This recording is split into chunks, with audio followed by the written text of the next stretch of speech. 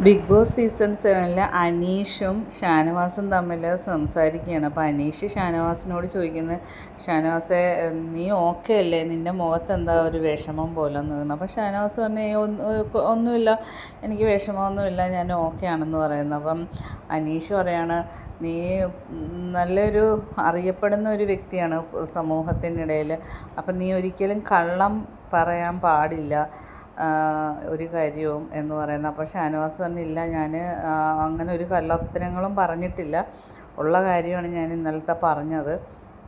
അപ്പോൾ അനീഷ് എനിക്കും തോന്നി നീ അത് ഉള്ള കാര്യമാണ് പറഞ്ഞതെന്ന് തോന്നി, അതാണ് ഞാൻ നെവിനോട് അങ്ങനെയൊക്കെ സംസാരിച്ചത്. അപ്പോൾ അവൻ തിരിച്ചൊരു മറുപടിയും പറഞ്ഞില്ല.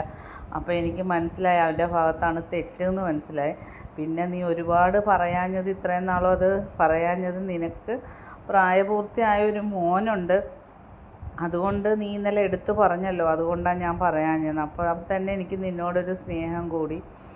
അപ്പോൾ ഷാനവാസിന് 2 വയസ്സുള്ളൊരു മോനുണ്ട്. അപ്പോൾ ഇന്നലെ അത് ഷാനവാസ് പറഞ്ഞായിരുന്നു, അതുകൊണ്ടാണ് ഞാൻ ഒന്നും മിണ്ടാതെ ഇരുന്നത് എന്നൊക്കെ പറഞ്ഞായിരുന്നു. അപ്പം അനീഷ് നല്ല രീതിയിൽ ഉപദേശിക്കുന്നുണ്ട് ഷാനവാസിന്.